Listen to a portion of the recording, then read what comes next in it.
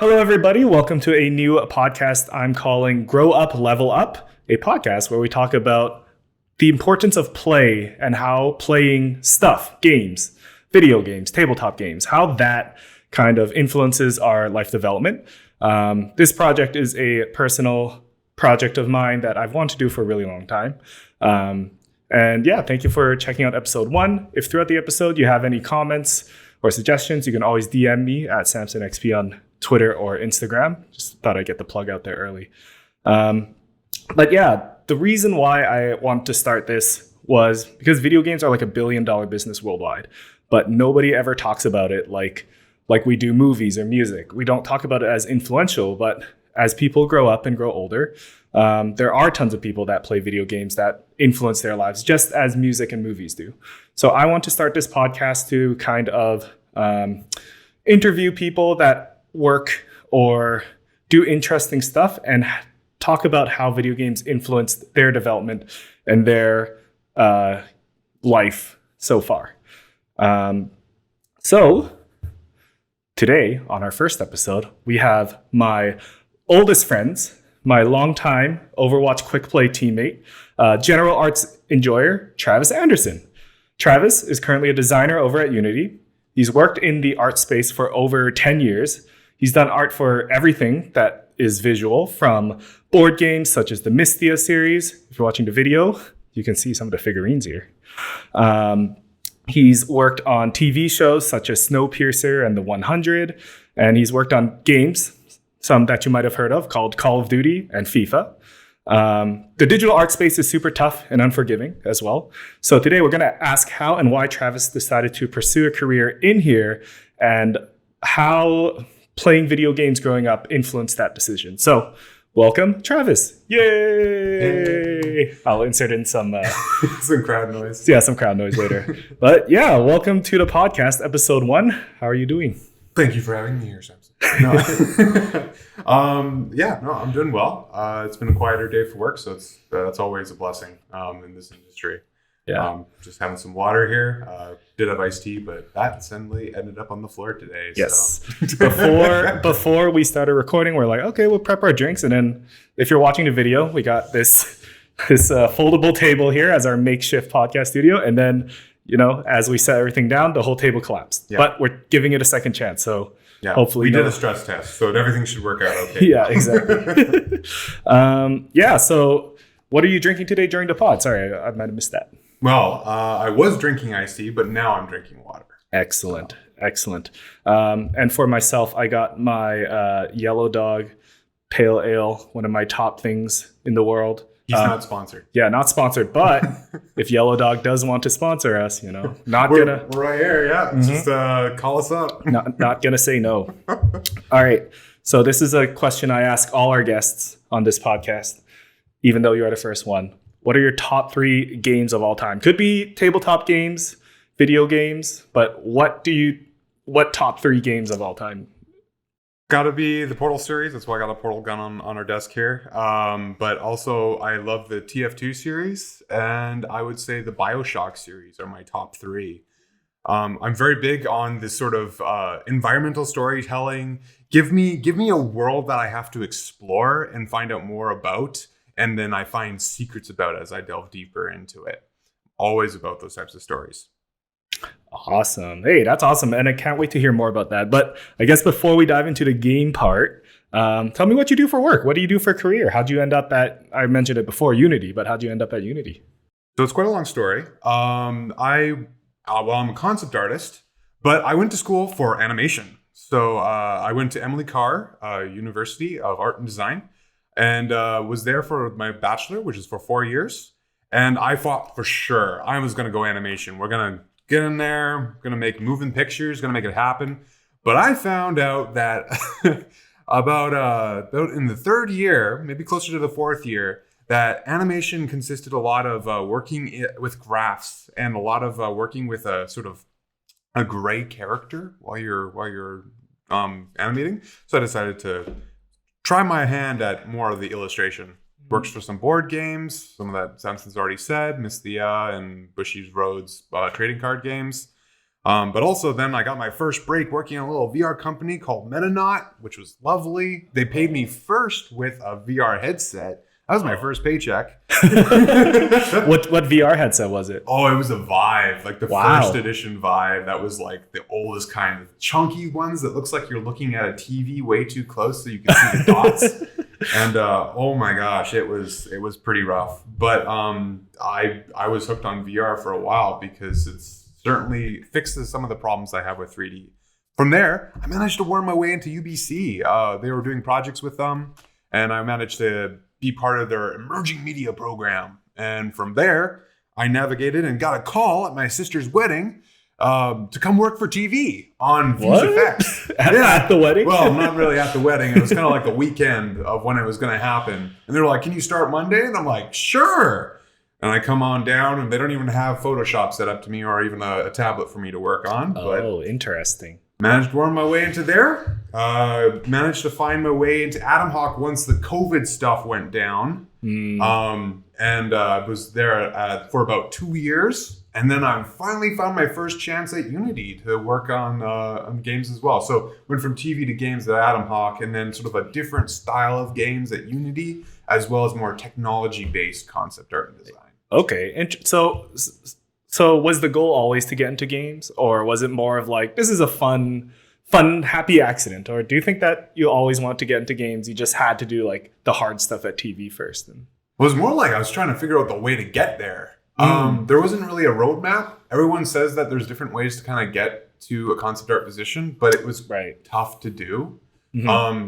Partially because of the fact that there's only 4 concept artists, probably max. Maybe 7, I would see at Unity, but that's like 6,000 people company is at Unity. Well, wow, okay. So there's very little of concept artists usually at a company, so it's usually pretty competitive. So honestly, I was just trying to find 3D jobs as much as I can, as a 3D generalist mostly, actually, as I started out. But your question was that I wanted to kind of did I always kind of want to go into it? Yeah, right? Like working on games, or was that just kind of like an avenue? You did mention that you want to do concept art. Is that the end goal, I guess?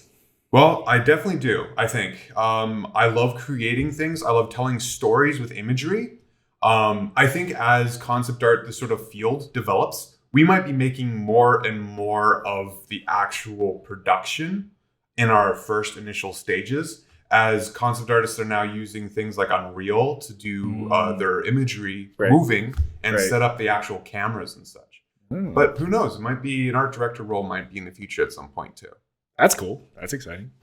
Cool. So I guess you touched a little bit about it. Concept art is, you like environmental storytelling, you like designing the worlds. Is that the only thing you like about concept art, or is there other stuff? Well, when it comes to concept art, what's really cool is the interaction between you and the client when it comes to brainstorming and figuring out something collaboratively.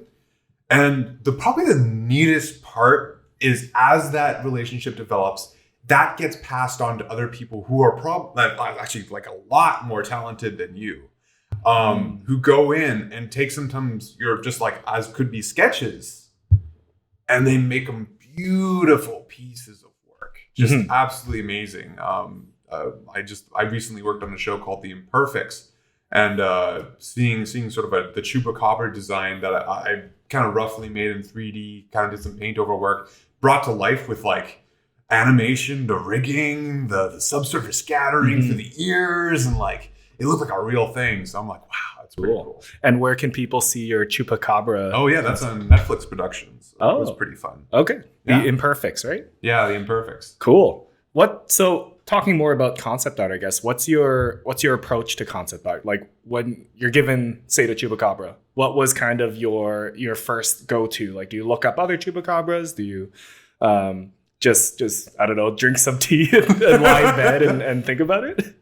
So there's a lot of really cool ways that you could start doing this. I've even heard that some concept artists like to go for a walk and try to pretend to be the character that they're making. Oh, interesting. That's cool, actually. So I don't exactly do that, but I certainly try to gather in as much material as possible. I feel like I'm a little bit more of a melting pot person. So if I collect as much visual stimuli and I put it all around me, like usually I got books everywhere and usually everything is chaotic. Cool. But as soon as I got everything there, I feel I can kind of look around at the different aspects that I want to pull from and meld them together into a form that I actually think works. I find that the more places you pull from, the more different and, dare I say, original, even though there's not too many new things under the sun, you can kind of make. Okay, so it sounds like you draw inspiration from everything at once, and then you the idea comes somewhere along the line. I've been called a high-powered laser. Whoa, okay, go on. That's kind of like hard to focus, but once they get me focused down, I tend to hit the right point. Cool.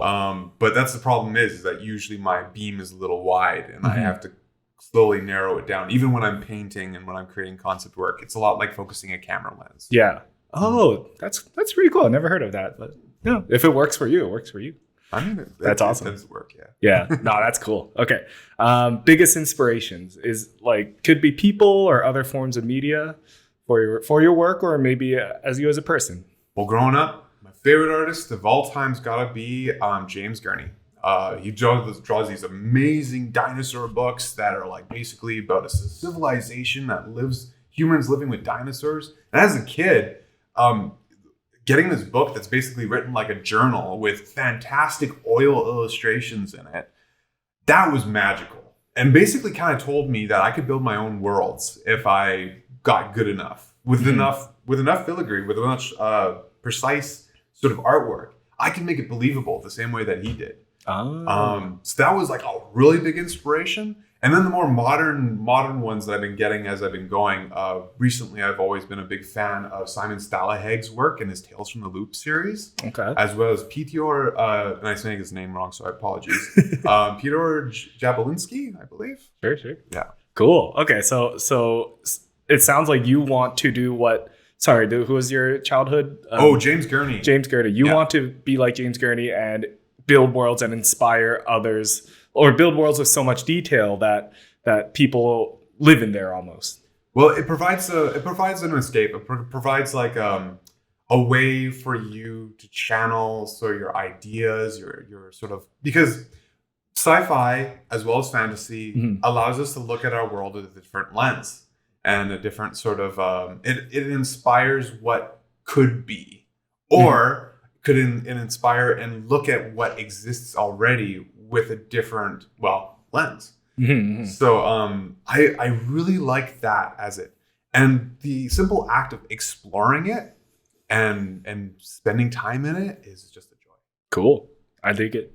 All right, so let's talk video games. That video games are something we both enjoy. In fact, every night we log on, play some Overwatch. We also enjoy watching each other play video games and following the news and the trends and seeing what's good, what's not. So it's something that we both find common ground on. But for you, how have video games impacted your life? Like, I know you've been a gamer for many, many years. We met when we were like 8 years old. And one thing that we did all the time was play video games with each other. Well, video games for me almost was the forbidden fruit at times. Because it was that the parents, on my mom's side, they thought video games were probably not the best sort of thing to spend time on, which I can kind of agree. Like, if you're spending video games, it can take on a lot of your focus sometimes, and you could be doing other things. But at the same time, I adored it. And it was a reward whenever I finished my cello or I finished my work for the day. So if something's a treat, as you get older, it becomes something that's a fascination for you. Yeah, so, I can relate to that. So I'm just like, I wanted to keep on trying to play it as much as I can whenever I can. Unfortunately, sleep was sort of the same thing for me, because it was always like, strict on the sleeping schedule and stuff. So now I'm like, I'm going to do art at all hours and play games at all hours. So awesome. So it forbidden fruit, and now it's kind of your main hobby almost. I mean, this is my career.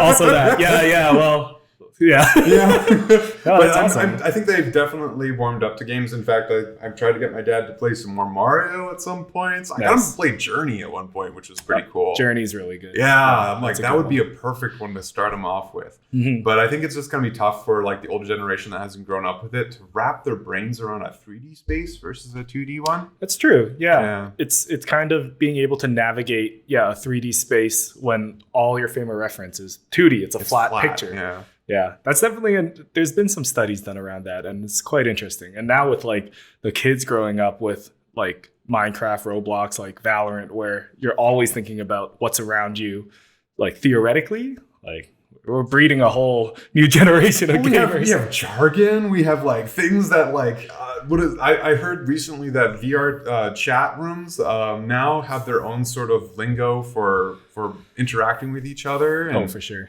oh man, Yeah. and I know that we even still got stuff that with fear of sounding cringe, we have our own language when we're playing games that allow us to communicate with each other faster and better. Yeah. Whether it be locations on a map, or what's happening in the back line, or what's happening if we're noticing someone's really bad at the game or something. It's like any other culture or sport, or for example, like language comes out of it, and the way people communicate changes and evolves. It becomes its own subculture, I guess. Yeah, a little bit.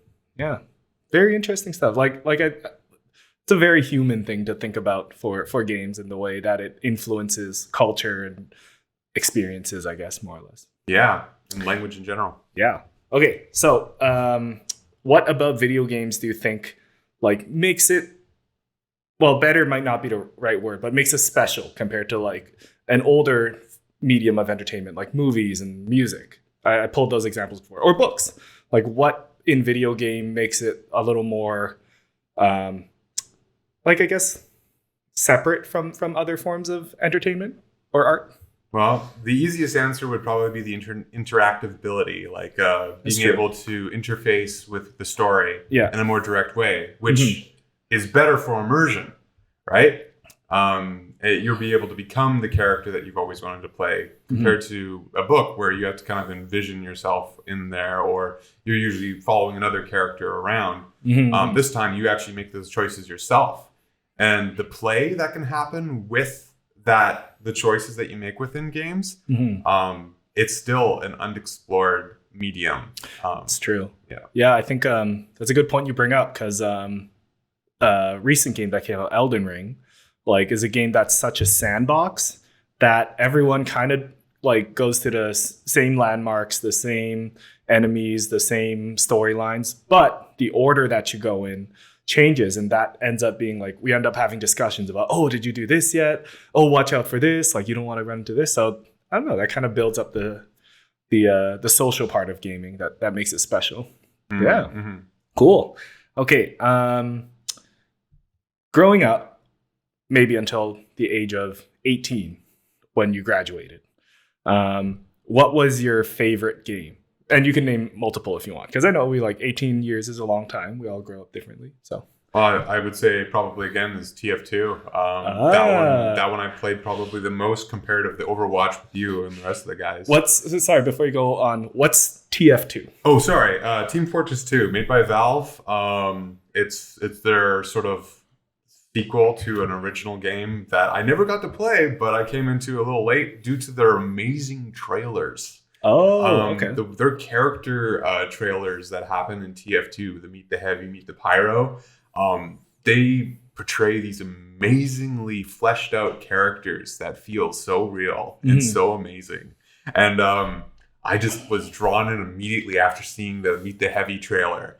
And even though it was gory and gross, and I'm like, oh, I would love to just kind of like see what these characters are interacting with and live in this world. Not only that, but tons of my artist friends were like drawing artwork of these characters, which I had no idea what's all these red and blue characters and why they look the same, or why everyone dressing up as them and Halloween and stuff. Yeah. So it was quite a phenomenon that in my small world of video games, for sure.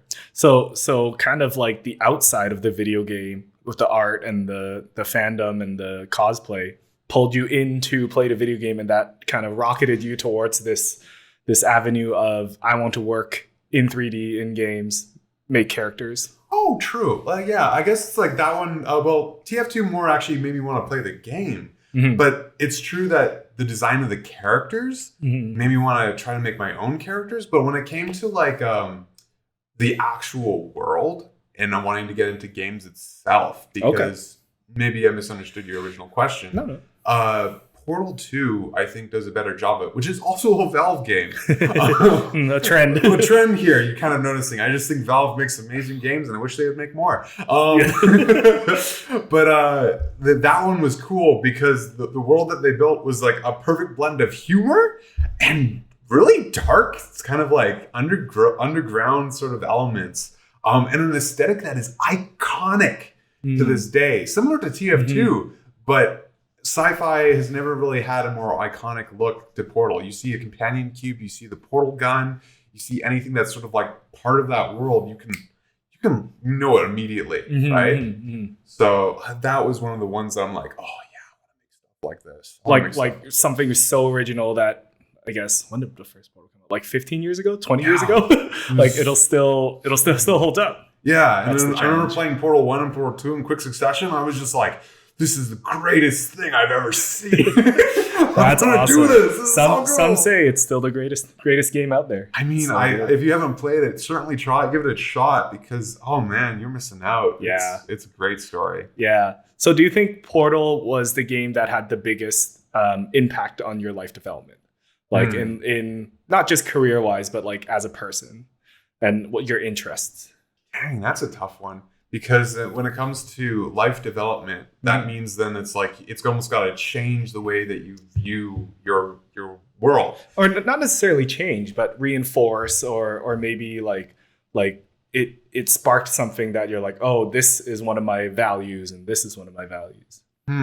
Okay, it's a tricky question for sure. Well, I can't say that Portal and TF2 changed my values as a person, but I would say that BioShock Infinite changed the way I thought I could tell a story. Oh, expand. So I thought that it would have to kind of be linear. I thought Portal was kind of like the way to go, and the complexity was very minimal. Usually when it comes to storyline, Portal is extremely clear. That's what makes it beautiful. Right. Like BioShock Infinite introduced me to horror a little bit more, which was something I'm like, oh, I didn't think I liked this, but now I think it's really neat and really cool. Right. But also the whole sort of like ambiguous sort of storytelling that tells about like multiple worlds, or how to like basically create a world around a theming element, right? But when it comes to maybe life, let's see. I guess it just kind of changed the way that of the things that I liked and that I took later on with my art. And my art is my life. So that's why I tend to look at it within the purview of telling stories and the art of it, because art is so ingrained with how I live on a daily basis. When you ask me that question, that's what I jump to. Well, you do it for work every day, so it's like 8 hours. I wish I could give you a really deep answer. I think that's I like. So what I'm hearing is that BioShock Infinite changed the way you saw storytelling as well as art in general, and that kind of changed the way that you approached art yourself. And like I can do this, and it's still considered art, so that means I can do it. And sort of an approach of like what is possible for a story, which makes me really passionate whenever I think about it. Cool. I like it. That's awesome. That's so cool that like a game can change your worldview of, even if it's a worldview that you already bought into, like it can add more to it, I guess. Cool. I guess looking ahead, what would you think would be your favorite game in the future? Like maybe we're retired and we go to the old folks' home. What game do you think we'd be playing forever? Oh, tricky question. Playing forever. That's gonna be tricky. Because for a while there, I was thinking of Half-Life 3, but that's not a bad one too. No, I don't think we'll be playing that one forever. That one's more similar to the games that I like, because it's true. Like we all like different games. We all have a different thing that we think, and I don't think we'd be playing the same game forever. But maybe maybe something that replaces reality. Whoa. I So think. so VR 2, VR. Yeah, VR, 4.0. AR. Yeah. Sort of like a mix maybe where it's like we can just kind of change our reality as we pass through it, kind of thing like that. Oh, so yeah, so like AR or Yeah. augmented reality. But maybe VR too, because you can add to it. So then you say if you want to like just spend time in a different universe that's different physically than your own, you can easily melt between those two places. So then AR could just kind of melt back into where you are. You open the door, you're back in your own apartment, but you close it again and into the Omni treadmill room, and it's a VR space. Yeah. Instead. What I think it was. Have you ever watched Community? That there was an episode where, and I'm vaguely remembering this now, where like Troy and Abed went into a room and it was a simulation, and then when it turned off, it was like gray and all grids. So maybe something like that. Well, that's probably a play off of Star Trek because they Probably, have actually. they have their hollow room, right? Oh yeah, the holodeck. Holodeck, that's right. Yeah, that makes sense. Okay, and that's a great point you brought up because like there are games that you play once and it's a great piece of art that holds on its own, like Half-Life 3 or Bioshock Infinite. And there's also games that you keep going back to, like TF2 or Overwatch in our case. No, that's really cool. But it's true that sometimes I tend to put weight on art more than the gameplay. And the truth is, though, is what keeps people playing is a really good gameplay as well. And when it comes to like living in a space, you got to make sure that everything feels good, everything is interacting really well, and there's no lag when you're doing actions and stuff like that. So the art is sort of the icing on the cake, and that tends to be my reality as a person. I am the icing on a cake. Okay, so all right, I'm gonna give you two opposing views. Would you play a game that had great art but was really bad to play, or would you play a game that was really great to play but the art was like, I don't know, Play-Doh? So this is the controversial. This is the controversial aspect that probably me and you probably have argued. Well, that's true. I'm just throwing out a fun question. But it's just like, because the thing is that if that happens, I end up either just kind of watching the game because I love the art that much that I will just go watch it.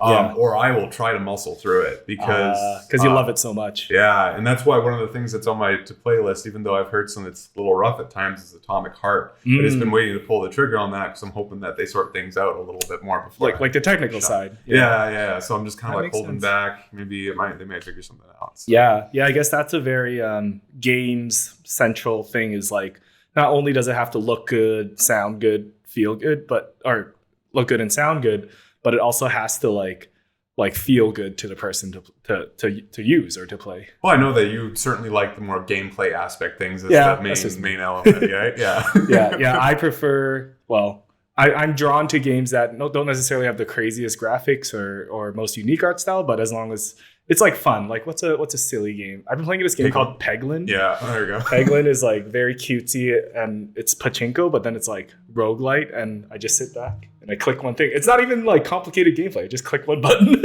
So then, but also I've been trying to get you to play Undertale at some point, which is really good That's story, true. Terrible art, but then also kind of middling gameplay. Yeah, that's so true. It's like you get that third category as well.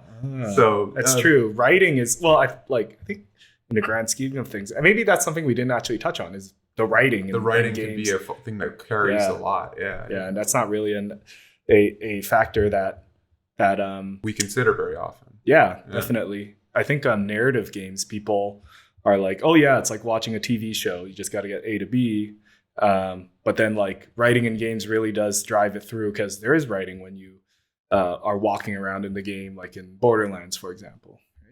Well, it's the way that the writing is, I think, too. It's like if the writing is told through a visual medium, what is it, a show don't tell kind of rule. The environmental storytelling. Yes, the environmental story. And that's why I'm like, I always think of it as the art. And that's why I tend to always go back to that. But it's true is it all starts from a point of writing. You can't really do the really cool art without the writing, without the idea, without the basis in a really good narrative that you're trying to tell. So maybe that is the basis. But it's true, there are games out there that don't even have narrative and don't really even have art. Think about the oldest game, Tag, right? Or Solitaire. Solitaire. Well, they got card art. But the card backs you really want? Yeah, I guess that's art. Yeah, that's true. Tag is I guess tag is more of like, here are the rules, and then the story or the writing comes from who got who and all that. And it's not even that complex, but it's still fun. Everyone plays it to this day as a kid, right? Yeah, that's true. I know. Are there like competitive tag as adults? There is, yeah. Is there? There's actually like a sort of like a place where people set up a whole bunch of a jungle gym full of pipes and stuff, and they just set a timer, and you're supposed to like dodge the other guy for as long as possible within that space. That sounds intense. Yeah, and like people will find will find joy in that because it's the gameplay loop. Well, it's also familiar. It's like something that we've had when we were younger too. So it's, I guess, dare I say nostalgia? Yeah. I see that. Yeah. Okay, cool. Let's see. Okay, it's me, big man, big investor. I got tons of money. I want to invest in a game that represents your life, your journey, and you get to choose everything about it, from gameplay to graphics to sound. What kind of game is it? Well, you know my inspirations, that's for sure. Yeah. It's definitely going to be something that I get to tell a narrative some kind. Okay. So it's a story. It's a game about telling a story. Yes. I think that would probably be the best. Okay. And it would be different layers of telling a story. Mm-hmm. So each sort of moment in the life would probably correspond to a moment in the story, and it would be flipping back and forth between those two. Okay. I think that would be a fun kind of game idea for a story. So it's like your actions as you grow older reflect sort of what happens in this other narrative, this other world, this other story that's happening. So it's kind of like almost two parallel stories, the similar beats, similar, I don't know, life lessons learned, and you flip between the two and it tells the story. Different symbolism for what's happening in the person's head. What does trauma look like in a physical sense? What is worry? What does fear look like if it was an enemy that you had to overcome? What would be the simple? What would depression be as an enemy? Yeah. Right. What would anxiety look like? The really tough sort of aspects that if we give them physicality, they are able to beat them. You are able to overcome them. Yeah. But the thing is in our regular day in life, they're invisible. They're things that are inside us. They are us. It's true. It's hard to. It's hard to like visualize, physicalize the feeling of worry. Like you can, and people have done it before for sure. But to I guess, dang it, I went to school for psychology and I've already forgot what it was called. but to be able to separate it out of you and play with it is the way to examine it. The trouble is it'd be very delicate. Because the situations, these are troubles that affect all of us in very different ways. That's true. So I would have to approach it in a very careful way if I was planning to make a game like this. By careful, do you mean you don't want to go too extreme on one side, or you want to make it general enough that it affects? That I tell people how to fix it. Oh, that's because everyone's way of dealing with struggles in our lives, we're all extremely different. We're a complex machine, 100%. And telling somebody how to fix something and saying that that's how it works and giving them feedback on a regular basis about that's what they should be doing can sometimes cause more of a detriment than a positive. 100%. In my personal experience, in my opinion. I definitely resonate with that. It's equivalent to being like, just don't worry about it. Yeah. Just stop being sad. Yeah. It's harder than that for sure. Like, why are you struggling with this so hard? It should be easy for you, right? Yeah. It's the worst thing to say. Yeah, that's true. Yeah. So I guess we'll go back to like more fun side. What kind of gameplay loop is it? Like you said, it was a story game, but are we shooting stuff? Are we solving puzzles? Are we I want to snap back and forth between those two worlds. Okay. I was very inspired by the Dishonored 2's sort of time-based level where you could swap back and forth between two different time periods in order to take out guards and maneuver around them. I think I remember seeing something about that. It's extremely cool. Mm-hmm. So being able to go and sort of plan out where your enemies are and keep track of them. There was something similar also in Titanfall 2. I was gonna say, yeah. Yeah. Okay. And I think that could be broadened up into a whole concept. It's only a couple games have done single levels on them. I think it could be gone a lot deeper. Yeah. And I think I could definitely take that in a direction that would be really cool. So the idea of seeing the future, seeing what's going to happen, and then being able to go back, change how you would approach it. Almost like I've gone through this before, maybe.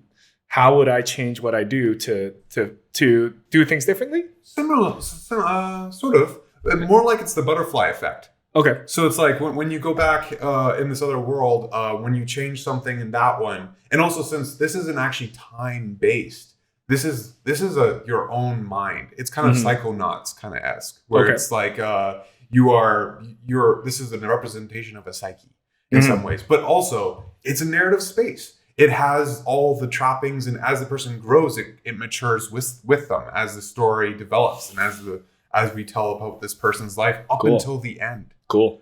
And we have to deal with the idea of mortality. Dang. So yeah, as an that end is part for of the life story. when we say life development. Yeah. So that's what I was considering would be kind of crazy. And that like as a way to overcome a problem within an interpersonal one, it would be like a reframing aspect, maybe a puzzle within the other area within the psyche. Okay. So wow, I think you got another an indie darling on your hands. Well, it's very large. It's very big and very aspirational. So we'll see if someday it ever comes to be, but I don't know if it will. Yeah, no, I like it. I think there's a lot of opportunity there to tell that story and really like tell that approach to how you think about your own feelings almost. Yeah, that's awesome. Cool. Great answer. All right. Continuing on with our fun questions. Gamers is a weird word. Gamers is a weird word because like when people go to the movies, we don't call them moviers. Music listeners aren't called musicers. Books, well, I guess you read books, so readers. But if you were to change the word gamers, what would you change it to? Tricky question. That's tough because gamer and reader, you kind of hit on something there because it's us interfacing with something that we're affecting it. Yeah, right. That's true. Yeah. And so when you read something, it's like you physically have to do something in order to get that story out of it. Movie is very passive. Sorry. Yeah. As well as maybe some of the other when it comes to music, you're a musician, but you're not really interacting with the music that much, right? Yeah. So gamer does fit in that way because we are kind of doing something while we're interacting with the story. But to maybe change the name, man, that's tough because anything that I would come up with would sound cringe. That's the struggle with life. And I think the thing is that these terminologies of what people call each themselves, it will come up organically. It will become something over time. Yeah. How can you predict what the collective human? Yeah. If I had the hubris to say that I knew, that would be. Hey, you know. Yeah. Yeah. Maybe me as big investor man. I decided to give you $1 million to plan the future of gaming. Oh, okay, dang. So you're branding me as a concept artist to come up with something. Maybe. Well, that's the thing. That's more of a marketing aspect. That's not really even my purview of his job. But maybe if I was kind of come out of it here, something of an acrostic that has to do with interactive gameplay, an IG. Okay. Yeah. If you're an IG or something, game player or something. Interactive is a good word to use because games are interactive. It's interactive media. Yeah, or maybe in the future when people start to more live in virtual spaces, then it might become something that has to do with people who actually live virtually, like LVs or something like that. Like my first thought was like VTubers. Yeah, VTubers. Their avatars are famous. Yes, but as people, they're kind of just. Like they could be anyone. Yeah, that's true. Maybe or like in Severance, the innies and the outies. The innies and the outies. Yeah, we were just watching that. It was a good show. Yeah, awesome, cool. That's a great answer. All right, we're closing out our show here. I'm going to ask Travis one more question. If you had one piece of wisdom to leave with the world, what would it be? Don't give up on things that are hard. The hardest things are the things that are worth doing, and that's by C.S. Lewis. And they also prepare you for an extraordinary destiny, the hardships that we have in life. And the things that are hard, I mean, they're the ones that are the most rewarding when you look back at the things in life that you do. So if you hit those roadblocks, don't give up because holy cow, they come often and all the time. Be patient, take it one step at a time. and just keep breathing. I love it. That was beautiful. That was really good. Thank you. All right. And that kind of concludes the first episode of a little project I'm calling Grow Up and Level Up. Thank you for watching. If you're watching this far, leave a comment wherever you're watching. I guess maybe I'll put this on YouTube. Twitter, you can reach me. Instagram, you can reach me at SamsonXP. And just give me some feedback, because this is something I'm learning to do and something I want to do for a really long time. I think we first talked about doing this a long time ago. In 2020. Well, it's when the COVID stuff kind of went down too. Yeah. We had time, but we're just like, let's just play some video games, which I guess was kind of what our parents were warning us about. But hey, well, now we're doing it. We're making a difference. Episode 1. Yeah, we'll keep going. So leave me a comment about what you thought about it, any feedback. I can take a lot of brute force. Is that the right word? I can take a lot of criticism. That's the right Constructive criticism would probably be the best. Yeah. So please let me know what I can improve on. Of course, as I said, you can find me on Instagram, Twitter, TikTok, YouTube at SamsonXP. Travis, where can people find you? You can find me on ArtStation. But basically, if you just look up Travis Anderson Art, you'll probably find all the places that are connected to me. But you can also find me on Twitter, Instagram, ArtStation, DeviantArt, and I think that's most of it. Maybe Facebook. all the cool people. Actually, total side note: did you know Facebook had like they had a meeting and they said their user base grew the last quarter? Wow, it's crazy, right? It's coming back. It's cool again. Oh no! I should clean up some of my old stuff. It's gonna give Zuckerberg confidence. We gotta stop. I digress. All right, thank you for joining me. It's been our pleasure to serve you. All right, take care. Have a good one. Bye-bye.